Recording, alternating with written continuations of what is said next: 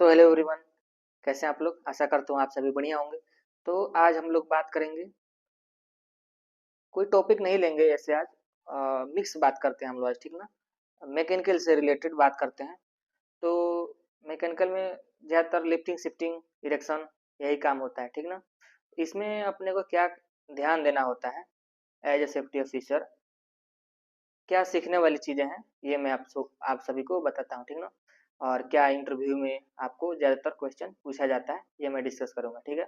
सबसे पहले आपका आता है, आप साइट पे जाएंगे, टीवीटी वगैरह होता है सब छोड़िए, कोई वर्क हो रहा है, उसमें इरेक्शन हो रहा है, ठीक ना।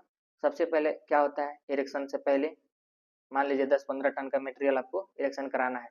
पहले क्या कीजिएगा, आप 15 टन का मटेरियल इरेक्शन कराने के लिए आप कोई भी आप क्रेन चूज कर सकते हैं, ठीक ना। 200 टन, 300 टन, 400 टन, आपके ऊपर है, ठीक है। तो सबसे पहले क्या आपका पॉइंट आता है, प्री वर्क प्रिपरेशन, यानी काम से पहले आपका प्रिपरेशन वहाँ पे देखना है, हजार्ड आपको आइडेंटिफाई करना है, ठीक ना। उसमें आपका ये सब नॉर्मल है कि क्रेन सेटअप वगैरह, ये सब नॉर्मल बातें हैं।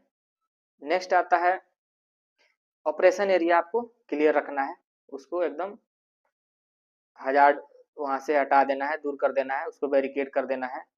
क्रेन का टीपीआई होना चाहिए, आपका क्रेन ऑपरेटर जो है कॉम्पिटेंट होना चाहिए, उसके पास वैलिड डीएल होना चाहिए, इसका इंश्योरेंस होना चाहिए, ठीक ना, क्रेन का भी।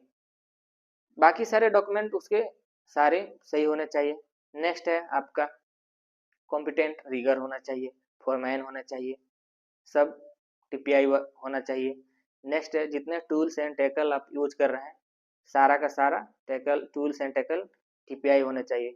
बिना टीपीआई का कोई भी ऑब्जेक्ट उसमें नहीं यूज करना चाहिए। अगर कुछ खराब हुआ, कुछ एक्सीडेंट हुआ, फिर आपके फंसने का वहाँ ज़्यादा खतरा हो जाता है, ठीक है।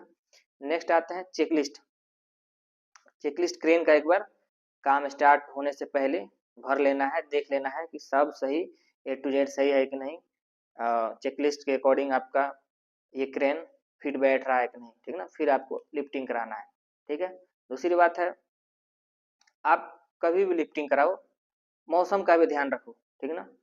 रात में करा रहे हो, आंधी तूफान तो नहीं आ रहा है, ये सारे सब चीज़ें ध्यान रखना है। ओवरहेड पावर लाइन्स लाइन्स तो नहीं है, क्योंकि पावर लाइन्स अगर रहती है ऊपर खतरा ज़्यादा रहता है, इसलिए इसको विशेष ध्यान देना पड़ता है कहीं भी आप लिफ्टिंग कराइए।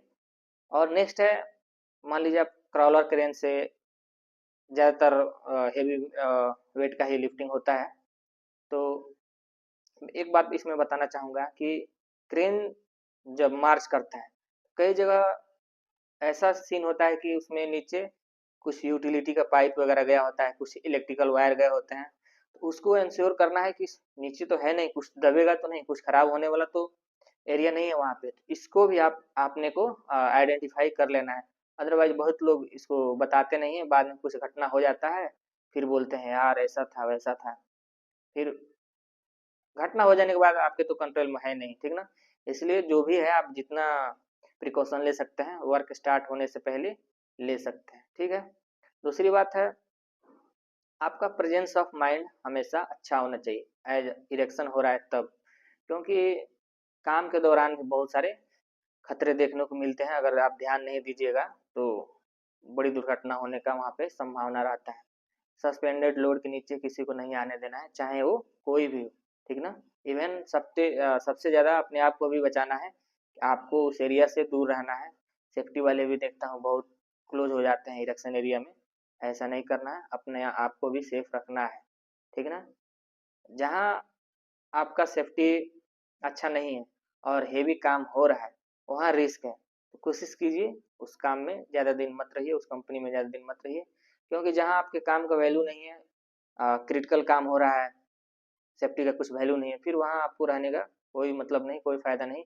इसलिए आप कोशिश कीजिए, कंपनी चेंज कीजिए, बहुत दुनिया बड़ा है, कंपनी आपको अच्छा मिलेगा, ठीक ना। दूसरी बात है, मैकेनिकल का हम लोग बात कर रहे हैं, ठीक ना। मैकेनिकल में एक और खतरा होता है कि कई बार ऐसे लोग क्या करते हैं कि मटेरियल का वेट सही से नहीं बताते हैं, ठीक ना। जैसे तैसे इग्नोरेंस में लिफ्टिंग करवाने लगते हैं, उस समय भी कई बार खतरा होने का ज़्यादा चांसेस रहता है।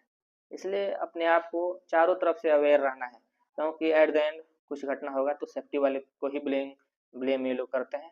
इसलिए आप चारों तरफ से टाइट रहिए और सिक्योर करके रखिए अपना चीज़ को।